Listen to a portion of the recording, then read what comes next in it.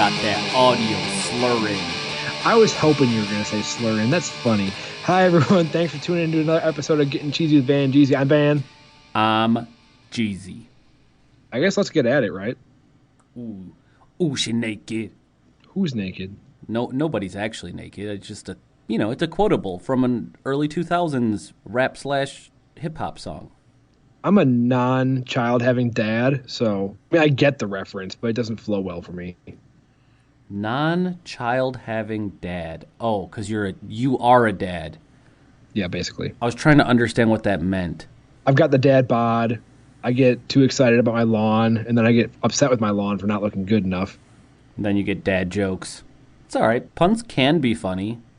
I mean, not yours, but like in general, there's like no rule against puns being funny.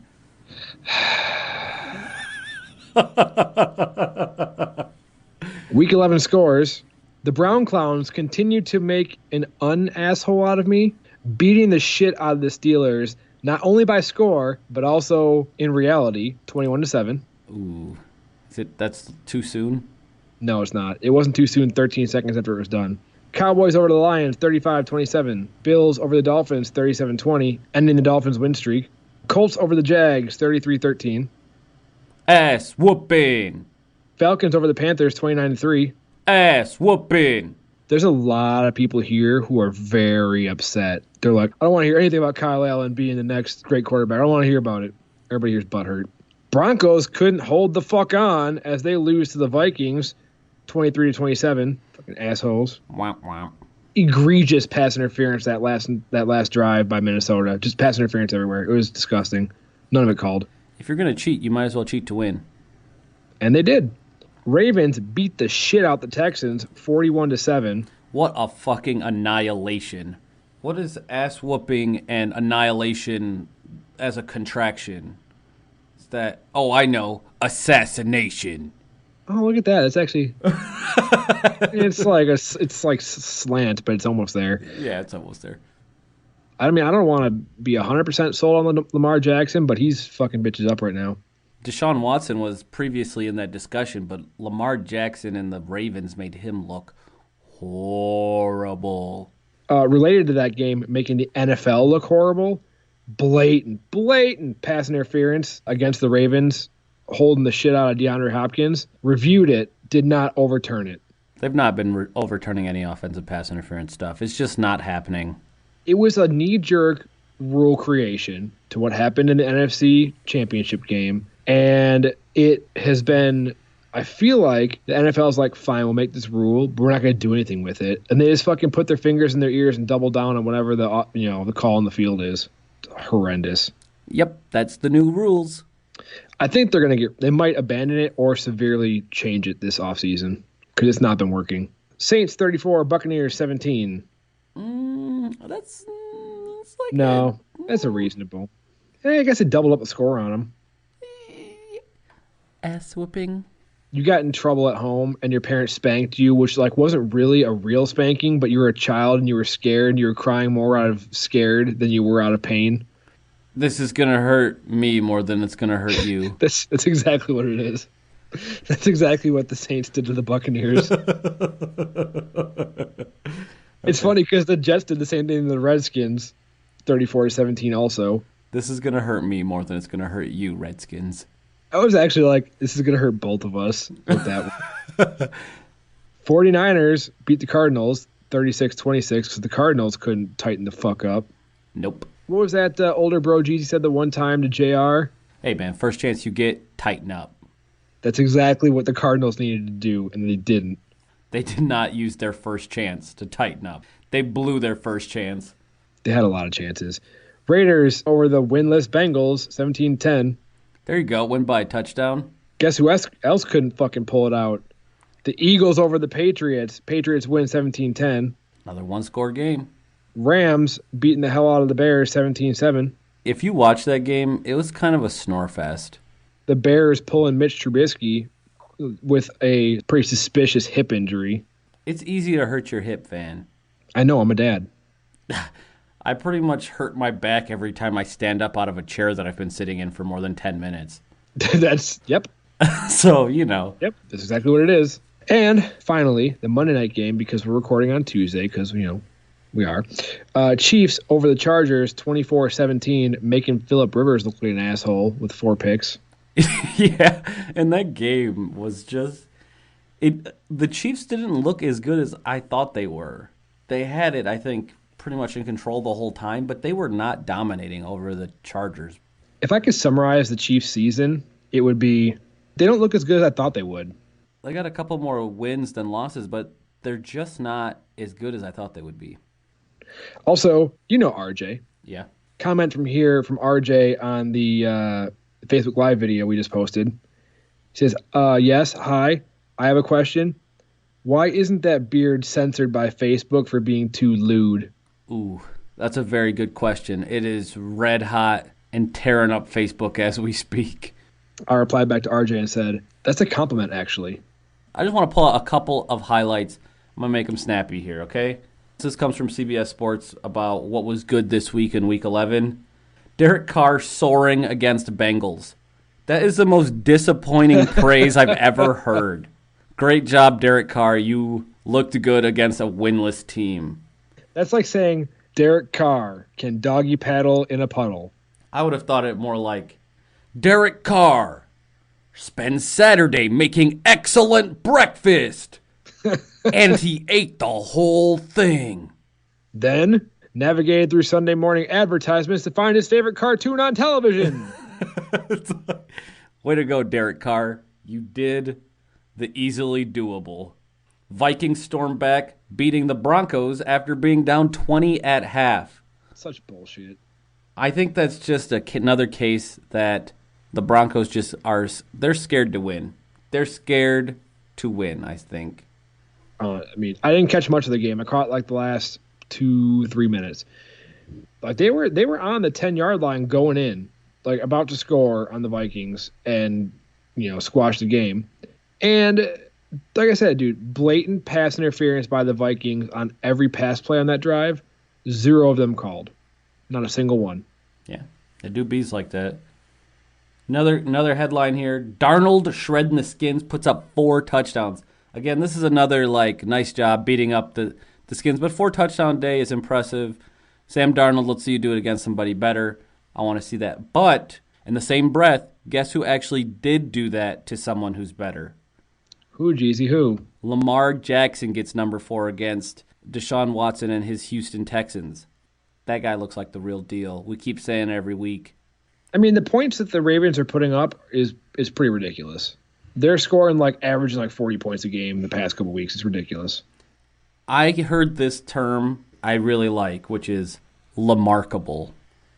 The Baltimore Ravens quarterback is simply Lamarkable. I get it. It's a pun. Come on, Dad. Where's your belly laugh? I haven't developed that yet. I'm still working on it. Well, you keep working on that. One day you'll get there. Under the headline Lamarkable, it says, Lamar Jackson remains a cheat code. Use the B button in Madden. Spin. The speed spin, yeah. One other thing. The Dolphins, even though they lost, they did the statistically improbable by recovering an onside kick during their game. That's pretty fucked. It can happen. So 2017 is when they changed the rules to where you can't get a running start anymore. Since then, obviously, the number of successful onside kicks has gone down significantly, and teams are attempting less because why the hell would you even try? This year, 29 onside kicks are tried so far. The Dolphins was the only successful one this week, which is a whopping 3.4%. Unfortunately, down from last year, where 4 onside kicks were converted out of a total of 52 for 7.7%. It hasn't been awesome to begin with, but it's approximately 7 times worse right now. In 2013, there were 12 successful onside kicks out of 60 for 20%. Yeah, 1 in 5. That's not bad. Okay. Let's try the bad. Okay. Proceed. I think I'll start with the sham that the NFL put on this past week. The sham being this workout they put together for Colin Kaepernick. If you haven't heard, the NFL arranged for a workout for Colin Kaepernick. It was to be held at the Falcons training facility in Atlanta. They invited all 32 teams to come look at Colin Kaepernick and watch him work out and see if he's worth tendering a deal. And initial reactions were like, "Why?" And my initial reaction, honestly, was like, "Okay, so are we doing this for every person who wants to come back into the NFL?" I heard a good argument here, which is Colin Kaepernick has a lot of social capital. He also has a lot of social debt to other groups. So he's very volatile, is really what I'm trying to say. And so if an individual team wants to bring him in and evaluate him and they decide not to take him, that individual team could face a lot of backlash. Which is insane to me.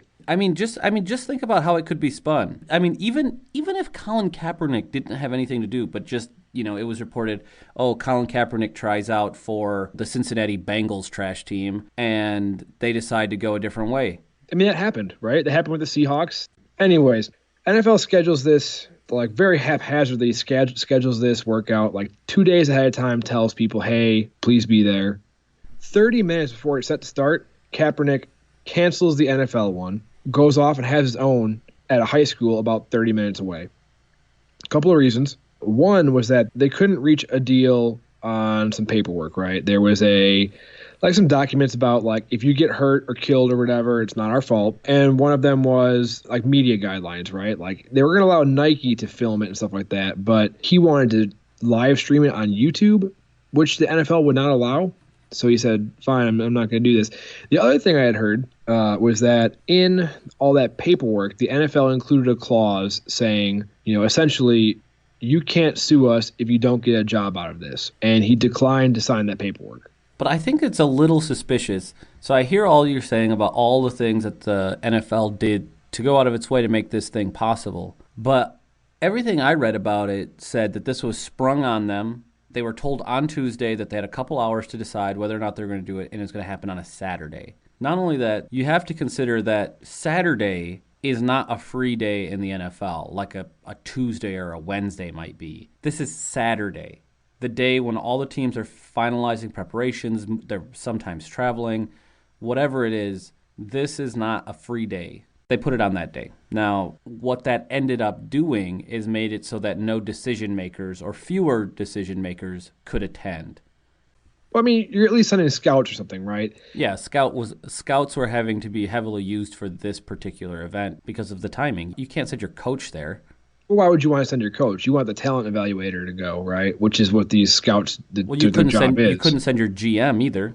I mean, regardless, the initial setup in Atlanta that Kaepernick canceled had 25 teams were there, had representatives there. When he bailed and moved it to the high school, only 8 teams followed. Was it 8? I thought it was only 7. A fraction, a third of the teams that were actually at the Atlanta thing followed. In my opinion, the NFL put it on as like listen, we're doing one last ditch to get you out of our hair. Like I said, is the NFL going to do this for every player trying to make a comeback or just the ones that are making them look bad? I hear what you're saying about this being like, oh, we're going to make this one last ditch effort, but it was not really a solid effort made here. Real quick, I did find a list of the teams that actually went. Eagles, Chiefs, Redskins, Jets, Titans, 49ers, and Lions. 49ers being an odd one to go to that workout, but whatever.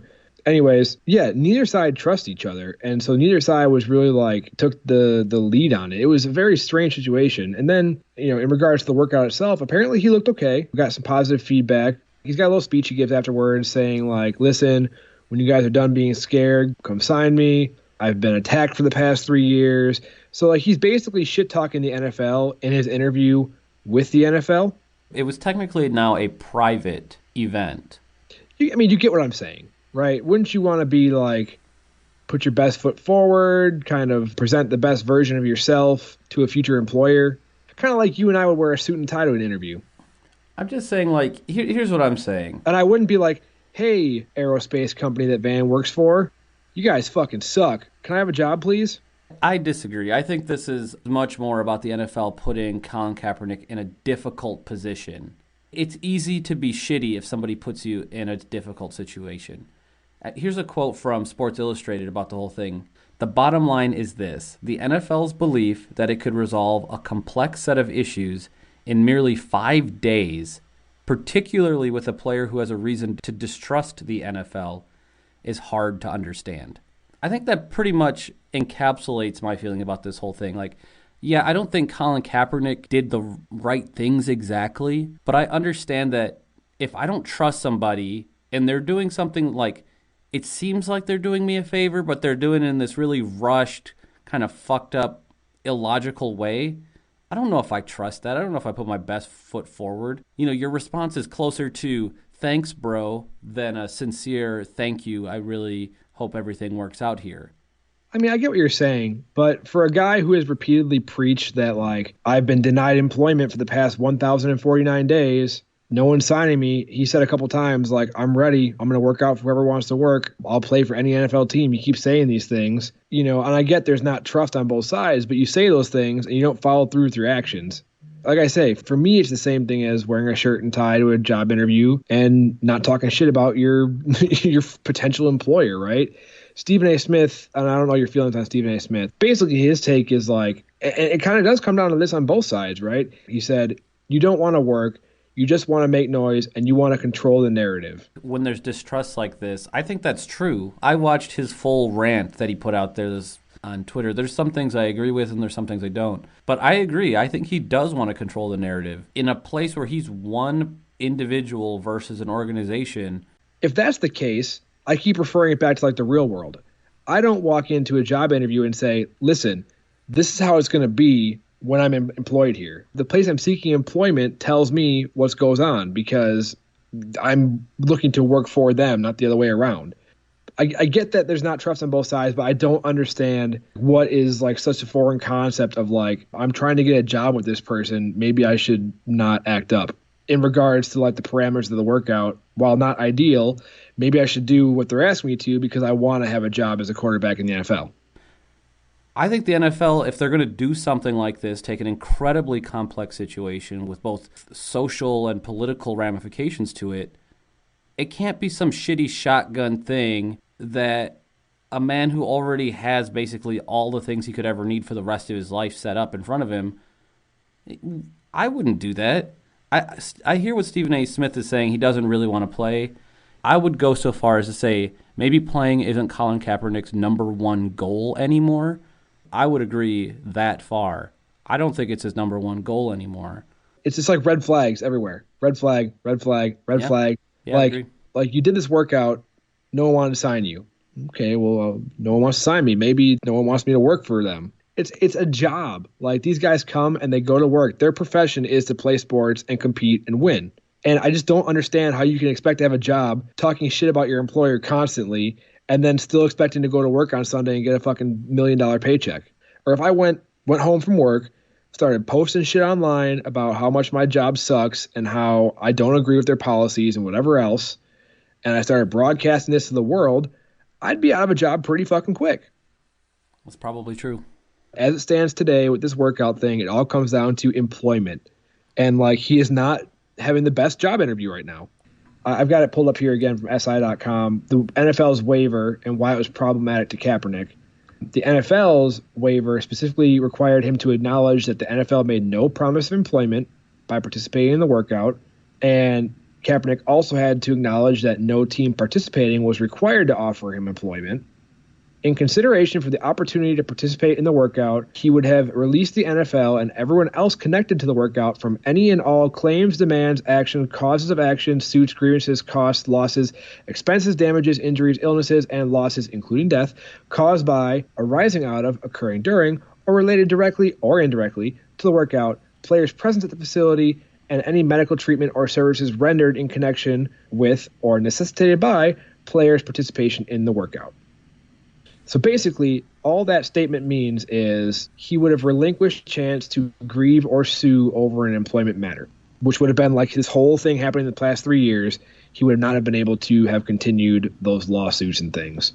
So I think that's another reason why Kaepernick didn't sign is he wanted to keep that ace in his pocket too. But that's just me. At the end of the day, my reviews, what I heard of Colin Kaepernick was, if you thought he was okay when he was a middle of the league passer before, much more gifted athlete, runner, physical player than he is passer, that's what he still is. If you liked what you saw before, that's what it still is. He's still in shape. My take on the whole thing is just you put together a shitty job interview, Kaepernick. As a whole, it was a bad interview. And on the whole, NFL, if you're going to extend an olive branch, don't be so shitty about it. Yeah, for real. It was very poorly put together. Here's an olive branch, but instead of being a branch, it was a limp wrist. Which is classic NFL under Goodell. Fucking wet noodle. Anyways, let's cut to something that was also bad for the NFL. The Brown Clowns, I guess, clowning around. If anybody didn't see it or hear of it, I don't know what rock you're living under. If you like NFL in any ways, came up. Or if you just like look at Yahoo News, I'm sure it was all over the place too. Yeah. Basically, end of the game, Browns versus Steelers. Browns are up 21-7. Steelers obviously getting their asses kicked. It's like less than a minute left in the fourth quarter. It's like 15 seconds. Yeah, it's like, hey, take a knee, run this shit out. And Steelers go to just run a screen, whatever. Myles Garrett of the Browns takes Mason Rudolph of the Steelers down. And there's like a little bit of tussling going on. And you can see they get up and they're tussling. And all of a sudden, Myles Garrett rips off Mason Rudolph's helmet and swings it at him and hits him. Fucked him up. I mean, he hit him so hard, it looked like he had some spinal compression there for a minute. Like, Mason Rudolph looks like he gets a little shorter for a second. Okay, that all happens. He swings it, and the whole time the offensive linemen are in there, like, trying to push him away. One guy tackles him down, one of the offensive linemen from the Steelers. Fucking Marquise Pouncey comes up, and he's punching and kicking Myles Garrett. It was all around a very bad look for the NFL. Comes out of it is a fine for Mason Rudolph, an indefinite suspension for Myles Garrett, Marquise Pouncey getting a 3-game suspension. Maybe one of the other Browns guys got a 1-game suspension, and both clubs fined $250,000 each. That's a chunk of change. When we go and review the footage in slow motion, what actually kind of looked like it happened was Rudolph gets taken to the ground, and he looks like he's twisting on Myles Garrett's helmet, right? He's kind of inciting it, which is, I think, the reason why he got fined. They're tussling. Myles Garrett goes to get up, and it looks like they're still struggling, and Rudolph kind of kicks him in the balls a little bit. To me, it didn't look like a malicious kick. It looked like he just was trying to push himself up, but angrily. Then Myles Garrett grabs him by the face mask, 2 hands, and rips his helmet off and swings it at him. Did you see the video of the guy who took a helmet and bashed a chair with it? And busted the chair in half? Yep. The saving grace, honestly, was that Rudolph got hit with the opening of the helmet. Now, if he would have got hit with the crown of the helmet, he might have died. Just straight up passed away. Yeah, I mean, that type of head trauma would have been ridiculous, especially from a huge man like Myles Garrett. And did you see how hard he swung it, too? That was all of his might. He swung it. I feel like if you would have hit him with the crown of the helmet, his skull would have cracked for sure. It was all around a really, really, bad situation, and still is, right? Because I always thought that Myles Garrett was a pretty good dude. I don't know a ton about him, but I always thought he was, a pretty upstanding guy. I couldn't tell you. He's on the Browns. He got drafted first overall for the Browns, too. Yeah. Poor fella. Probably why he's so mad. Oh, fuck. He said, I made a terrible mistake, lost my cool, and what I did was selfish and unacceptable. I know that we are all responsible for our actions, and I can only prove my true character through my actions moving forward. I want to apologize to Mason Rudolph, my teammates, our entire organization, our fans, and to the NFL. I know I have to be accountable for what happened, learn from my mistake, and I fully intend to do so. Now, he may have a loophole out of this, the indefinite suspension. Apparently, somewhere in the collective bargaining agreement, there is some kind of text along the lines of you can't be indefinitely suspended for something that happened on the field. Interesting. So he's hoping for a finite number of games to be suspended and a fine. I mean, fortunately, Mason Rudolph was not permanently injured from this. I mean, had that happened or something worse, obviously, I think they would have taken exception to that rule. But I think given that Mason is obviously involved and there's all of these different ways to tell this narrative, I think they'll eventually come down to a finite number of days, though it may be many, many more than he would want. Mason Rudolph honestly could have pressed criminal charges. Seems plausible. It was assault with a weapon. Just being on the football field does not indemnify you from legal action. Yep. We had a question from one of the guys on my email chain at work. Mark said, Van, you played center in high school. You played offensive line. What would you have done if it was your quarterback? I thought about it for a second. I said, you know what? I've never been dumb enough to punch and kick another human being that's wearing a hard face mask and helmet. I don't know, something about my knuckles hitting something hard doesn't seem like a good idea. So I wrestled in high school. I probably would have tackled the guy down and maybe just thrown a couple jabs in on him. You couldn't really see. I don't know. What do you do? Like, what would you have done? I don't know. I mean, I think the tackling is pretty easy to say that you would do and follow through with. Because, I mean, you see this happening, tackling the guy down, and just neutralizing the guy right away. It seems like a no-brainer. Now, from there, in the heat of the moment, it's hard to tell whether that would be it, whether plowing him down would be enough, or if more might come out. It's hard to say, the level of emotion, and when you're physically exhausted, you just lost a big game, and it's your quarterback getting beat up. You never know what might come out of you. But I agree. I think my first instinct would be to take him down. People were saying, well, Myles Garrett didn't start it. Why is he getting punished? Well, because he hit a guy with a fucking helmet in the head, number one. Number two, I have this theory about inappropriate escalation. I'm slightly aware. Some people are really bad. Psych. I'm acutely aware of your inappropriate escalation. But go on. Oh, I know I'm cute. Some people are really bad at appropriate escalation, right? Like you're just jabber-jawing back and forth like, hey, man, it's a stupid T-shirt. Hey, man, fuck you. Like, that's an inappropriate level of escalation, right? You're messing with each other. One guy flicks the other guy in the ear. The other guy punches the other dude in the head. Inappropriate level of escalation. Mason Rudolph twists the guy's helmet. Dude swings helmet at Mason Rudolph. Inappropriate level of escalation. Yeah, I have to agree. With those two things this week, super bad looks for the NFL. Very, very bad. And now I'm cheesing my way back to you, Van. With the burning cheese inside. Well, there's no Packers section, as you know. But we will have a special guest coming out, RamJam, to talk about the preview of the 49ers versus the Packers. Yo, what up, RamJam? Welcome back to the show. Thank you, guys. No. Always a pleasure. It is. Let the shit talking commence. Whoa. Yes. Well, what are we shit talking about? First things first. The 49ers. Wait, can I say something first? Go ahead. I just watched your live video a couple minutes ago, and I have to say, Van, I think you sold Jeezy short. It takes at least 3 PBRs for him to be a belligerent. That is entirely reasonable. You're right. That's true. As I've grown more into my dad bod and more mass, it has taken 1 extra PBR. It's just science, honestly. So. It really is. Yeah. Science. Volume of PBR per mass. All right, that's it. Let the shit talking commence. Wait, What are we shit talking about? 49ers don't actually exist anymore. What happened? The Civil War? I don't fucking know. All right, Van. That is the shittiest shit talking I've ever heard. You know what happened? The Civil War. We Abraham Lincoln signed the 49ers Emancipation, and now we no longer have them. You know what happened to the 49ers? What? Fucking scurvy. What did you get when you were on the Oregon Trail and you died? Dysentery? You get dysentery, yeah. They got bad knees from squatting down and sifting through dirt, trying to find gold. I want to give you a few minutes. Make the case as to why the 49ers deserve the record they have, why they are a legitimate contender in the NFC, and a legitimate contender heading into the playoffs. What is the story there? First of all, I have to say I've never seen so much criticism and I don't know if lack of respect is the right term for a 9-1 team. Like, to me, it's just funny. It kind of reminds me a little bit of college ball and the ranking systems. I feel like the 49ers weren't getting the love at the beginning of the season for being undefeated because they weren't the Patriots. Oh, sorry, you're undefeated, but you're not Alabama, so you can't be number 1. Right.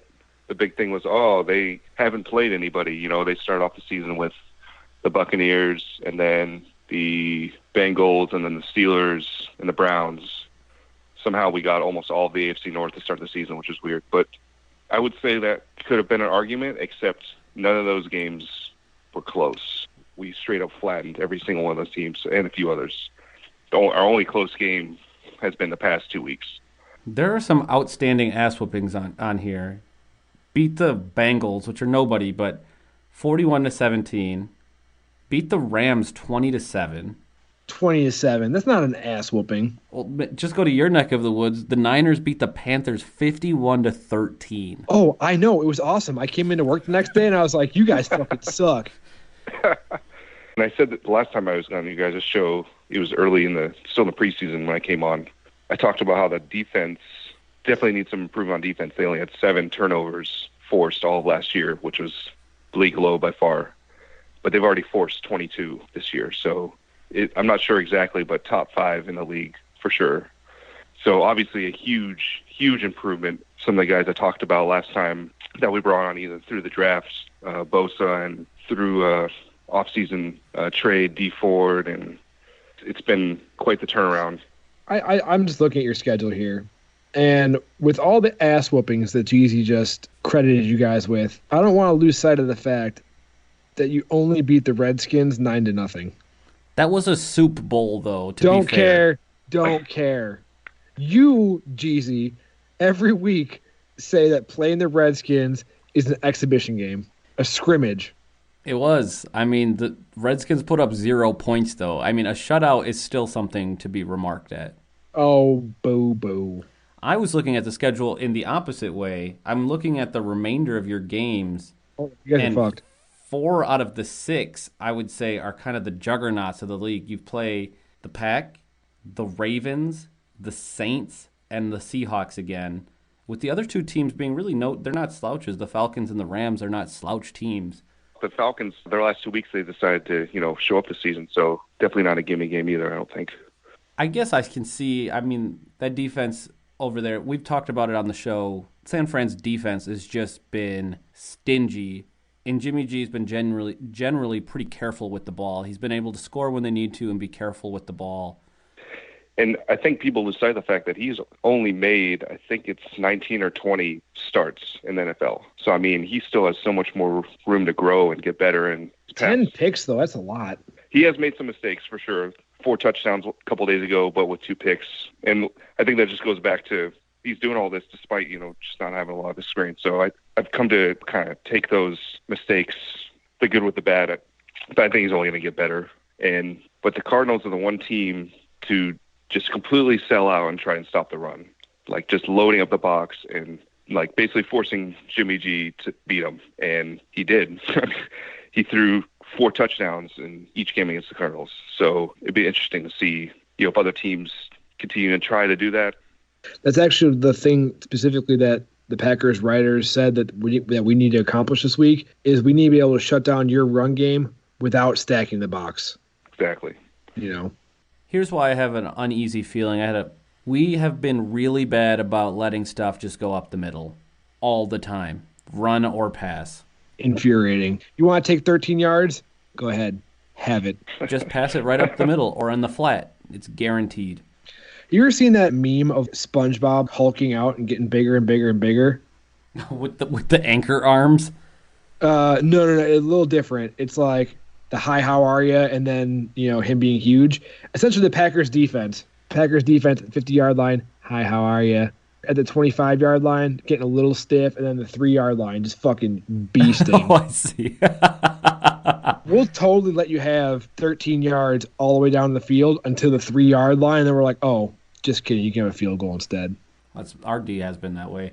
But our D also leads the NFL in the most 40-plus yard plays allowed, and I think also the most 20-plus yard plays allowed too. Here's what I'm worried about, like you had said. The middle of the field for the Packers defense being wide the fuck open. And it's been like a huge point in my notes the past 3 weeks.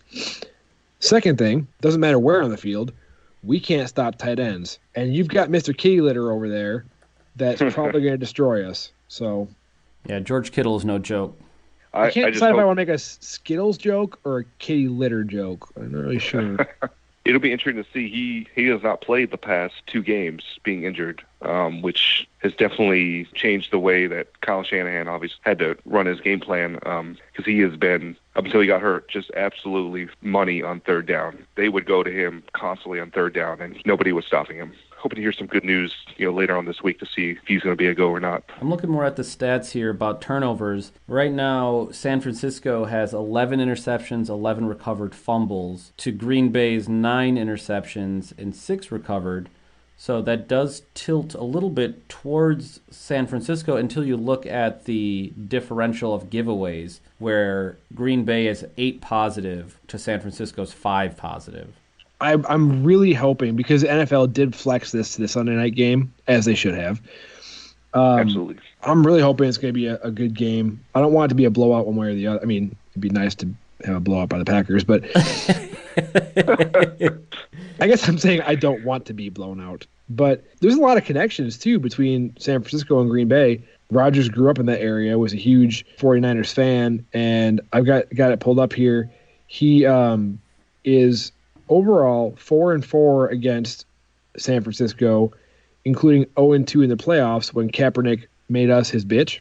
And obviously, our new head coach, Matt LaFleur, and Kyle Shanahan worked together in Houston, Washington, and Atlanta. So there's a lot of familiarity there.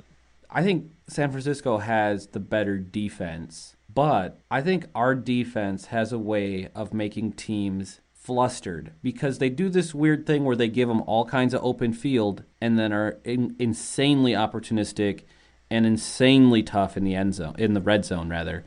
I don't know that there's an exact recipe for how to combat that other than you better score on that 40-plus yard throw. That's something that concerns me as well. Both of Garoppolo's interceptions last week were in the red zone, which was aggravating, obviously. If he can limit those mistakes, I think we're going to be in a good spot. On the flip side, the one thing that's kind of given our defense fits is, one, we haven't been as good against the run. Obviously, you guys have a really strong running game. And then mobile quarterbacks we faced Kyler Murray twice and Russell Wilson in the past 3 games. So, and now we got Aaron Rodgers, who obviously is lethal when outside the pocket. So it'd be interesting to see how we are able to contain him going against now 4th very mobile quarterback. This is crazy, too. Your defense, number 1 in passing defense, 142.5 yards. Tied for first in sacks with 39 sacks. Number 2 in total defense for 253 yards. Number 2 in points per game at 15.5. I just want to ask this question, RamJam. You had brought this up. This is actually a question that Van asked me. And off the top of your head, is there a better running back duo, better running back tandem than Aaron Jones and Jamal Williams in Green Bay that you can think of? Right now, I can't think of one, to be honest with you. I would like to say that we have a pretty good tandem. The problem is that one of them has been hurt pretty much the entire season. Tevin Coleman, another good off-season signing from the Falcons, and Matt Breida. But Coleman started out hurt early in the season. He came back, and now Breida has been in and out. So we haven't really been able to see, I don't know, if maybe 1 or 2 games where both of them have actually been healthy and in for the entire game. So, but yeah, your running game is scary for sure. If you had to give like a key for success for winning the game for the 49ers, what would it be? I would say you're not going to completely slow down Aaron Rodgers. He's going to get out of the pocket at some point, and he's going to make some plays. But limiting those big plays and, Jimmy G protecting the football. If I had to pick one key on defense and on offense, that would be the 2. I'm going to say that at the end of the game, this is going to be the biggest factor to me is going to be turnovers and time of possession. Whoever's got the ball more and whoever can protect the ball better will win this game. These are 2 teams that, statistically San Francisco is better, but at the end of the day, when it comes to brass tacks, Green Bay puts out performances that win football games. And this is going to come down to time of possession and just protecting the football. But Van, what's your key to this game? I think time of possession is going to be huge. I know that we're really good at eating up big chunks of clock. Like, we could eat up 5 minutes off the clock, no problem. And I think it's the same thing week in and week out with the Packers on defense. Like, limit the big plays, limit the middle of the field being wide the fuck open constantly. And honestly, on the offensive side of the ball, it's continuing to look for Devontae Adams to feel comfortable again, because since he came back from injury, he hasn't seemed like he hasn't been a huge part of the offense, it seems like. I'm looking for Devontae to get used more this week. I heard this completely absurd statement, but somehow I think I'm going to work it into my logic here.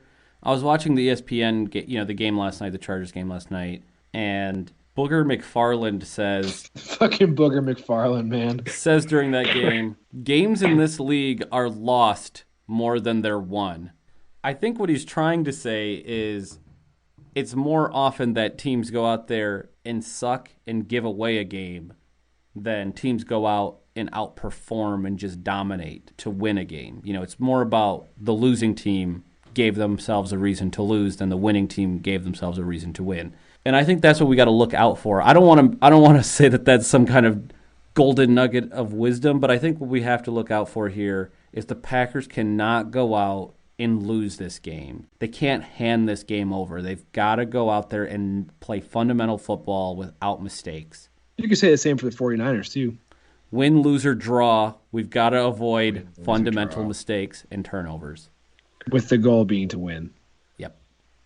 I'm looking on the ESPN.com right now. It's actually got San Francisco at a 60.8% chance of winning versus the Packers' 38.9% and a 0.3% chance of a tie. A little, I would have expected it to be more even, actually. I don't know. I mean, 60-40 San Francisco. I mean, they have the stronger record, they have the stronger stats, and they're playing at home. I mean, that's, I think, enough to give them an edge. 60-40, when you say it like, hey, it's a 60-40 odds here, that's not a gimme. I guess I'm just looking at it through cheese-tinted glasses. I would say the fact that Niners are playing at home would factor into that. Obviously, the fans have a lot to be excited about right now, but that is by far the loudest I've ever heard that stadium.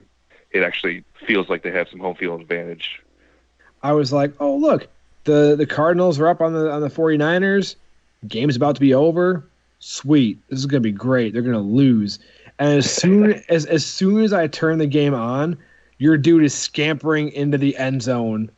That shit was insane. I was losing my mind in my living room, running around the house, picking on my son like he was Simba from Lion King. He's touching the ceiling.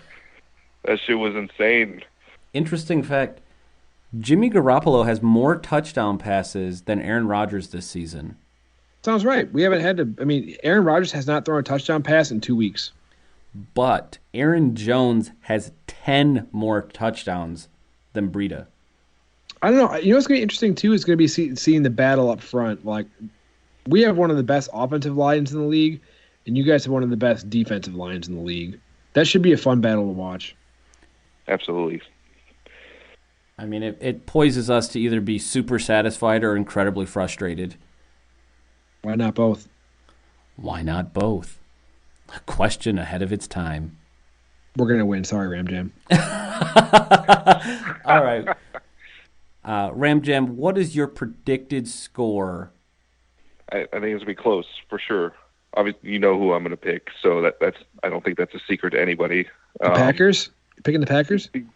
Niners 27, Packers 20. Wow. I'm obviously taking Green Bay. I'm taking it 24-21, though, Packers. I'm looking here at points per game for each team. Green Bay is average scoring 25, San Francisco 29.5. What does your gut say? Listen to your heart, Jeezy, when it's calling for you. I would say 28-24 Pack. Everybody at a one-score game. Well, thanks, RamJam, for coming on the show. We really appreciate it. Looking forward to this game this weekend. Obviously, I think one of the marquee games of the season, especially for us, I think, as Packer fans, but I think a good one for Sunday Night Football also. Appreciate you guys having me on. Glad we can keep it civil. We'll see what happens next week. It was fairly civil.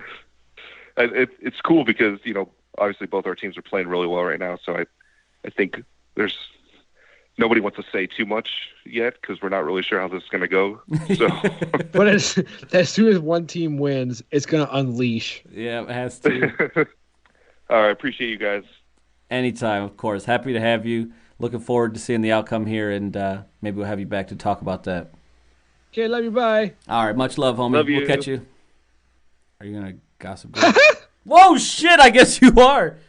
One thing that was a little strange in the 49ers-Seahawks Monday night game from last week, went to overtime, and for some reason, the Seahawks sent Geno Smith out there for their overtime captain. This shit is weird. He apparently calls tails, and the ref says he calls heads, and the Seahawks get the ball for winning heads, which seemed backwards. And it's like that, what was it, the blue dress or black dress thing? I think it's blue or gold. The first time you listen to it, you're like, oh, he definitely said tails. The second time you listen to it, you're like, oh, he definitely said heads. Check this out. Call tails. Your call is heads. Geno Smith makes the call. It is a head. You won the toss. You want the ball. Your call is heads. Geno Smith makes the call. I heard tails both times. Toss. You want the ball. Your call is heads. Geno Smith makes the call. It is a head. You won the toss. You want the ball. Well, I heard heads that time. Isn't that crazy? I watched this earlier this week when I posted it in our notes, and the first time I heard tails, second time I heard heads, and this time when I was just showing it to you, I heard tails the whole time. I heard heads the third time. That's all about that. That's just a weird, funny thing. So earlier we were talking. I had to put this one in here because if you listen, you know my opinion on Roger Goodell. We talked about it earlier in the episode, the whole fight, Myles Garrett swinging helmets thing. And I'm sure everybody remembers Vontaze Burfict, dirty, dirty so-and-so. Dirty so-and-so. Got suspended for the rest of the season because he hit some, I think it was a guy from the tight end from the Colts, maybe? I forget. Anyways, he went to go through the appeal process, and he says, quote, I met Roger Goodell in New York, and he was a total bitch. Jesus. Why is he got to be like that? He said he was a bitch. He didn't let anybody speak. He rushed us in and out of the meeting. The meeting was bullshit. He already had the suspension in his hand. He said, I didn't do shit wrong. I hit a tight end. It could have been a fine. Whoopie-dee-doo. But there's people out there assaulting people with helmets. That's assault with a deadly weapon. That's all. It's just I had to put it in there because he calls Goodell a bitch. Sorry about it. I mean, I believe it. I totally believe that if you went in there to appeal something, Goodell would be like, listen, no. Yeah, he's definitely got his preconceived notions. There's no hiding that. I say bring on that third-party arbitrator. That's what I say. Speaking of Vontaze Burfict, the man who may have broken Antonio Brown years ago, Antonio Brown is back in the news about possibly coming back to the New England Patriots. This has come up because Antonio Brown offered an apology to Robert Kraft. And now you might remember all the trash he was talking when he got suspended from the league. But he comes on his social media and he says this, Mr. Kraft, I apologize sincerely to you and your organization. All I wanted to be was an asset to the organization. Sorry for the bad media and the drama. Thank you. Sincerely, AB. P.S. I love you, Mr. Kraft. Can I play football again now? That's not an actual quote. I mean, all that other shit that happened like last week, 2 weeks ago about him going back and forth between like, fuck football, I want to play so bad, and then having like burner Twitter and Instagram accounts. I don't know. It got really hairy for a second there. And now this, I don't know. I don't buy it. I don't know. That's like, I'm trying to think of a good analogy for like apologizing to your boss for fucking up so hard and costing him millions of dollars on Twitter.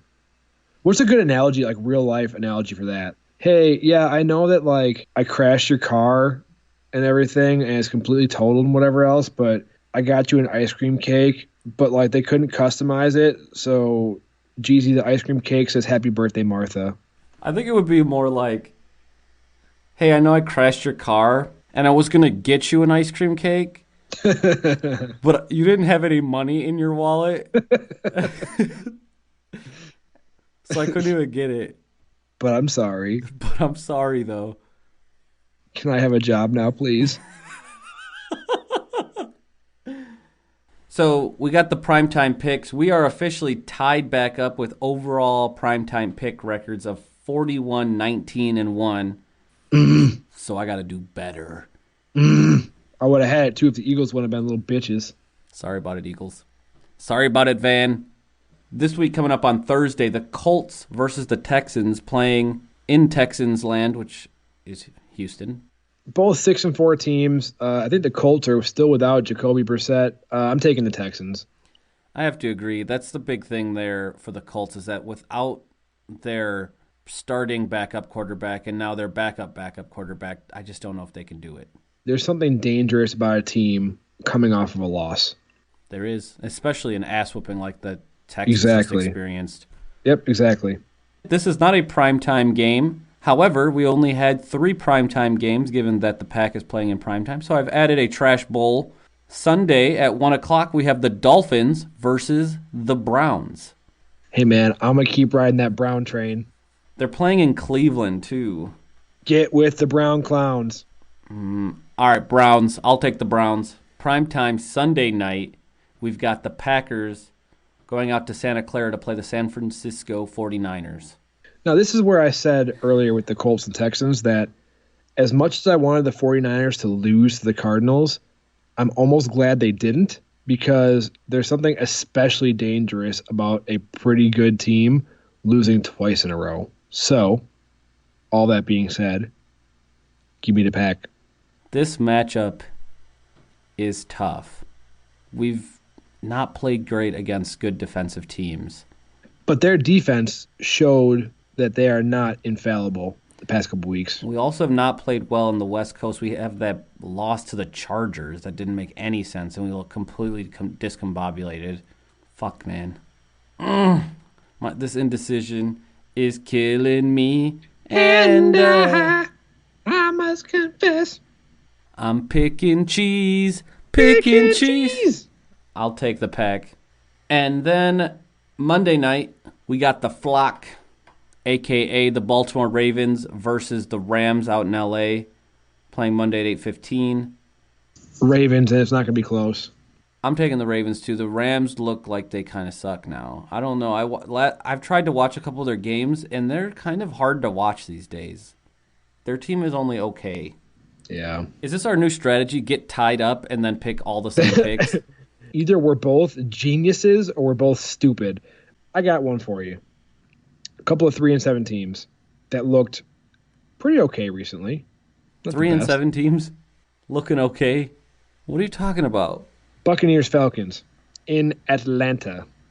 I'm going to pick the Falcons. The Falcons had that surprising win. Who was it against? I can't even remember now. They beat the shit out of the Panthers. It was the Saints. And the Panthers, right? And they lost by a single score against the Seahawks. I'm taking the Falcons. I think the Falcons, they might just be doing something out there in Atlanta. I'm not sure. At No 3-7, they're doing something. Being just good enough to fuck up the playoff hopes of other teams is something to strive for. Here's mine for you, Van. And I don't know why every single week I have to pick the Eagles, but I'm talking about the Seahawks versus the Eagles, which I think it's because the Eagles are one of these middle teams, and they keep playing against like other middle teams that are interesting. I picked the Eagles last week, and they burned me. I might have to pick the Eagles over the Seahawks. Anyway, you've been listening to Gettin Cheezy with Van and Jeezy. I'm Van. And I am Jeezy.